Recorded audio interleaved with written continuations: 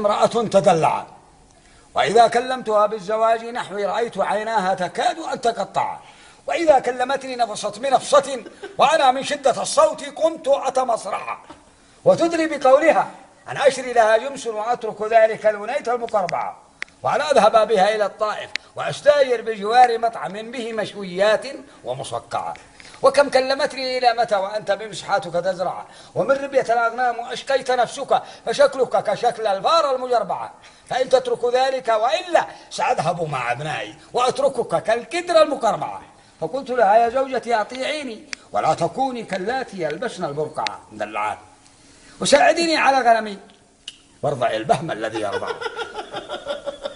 وارحمي زوجك الذي تعب عليكم عبر السنين ومن التعب تقطع، بنى وليس وزرع وتوظف وفي أغنامكم رعى.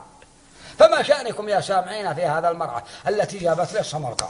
لقد دعيت ربي أن يصلحها إنه مجيب الدعاء، وصلوات ربي على نبينا محمد الشفيع المشفع.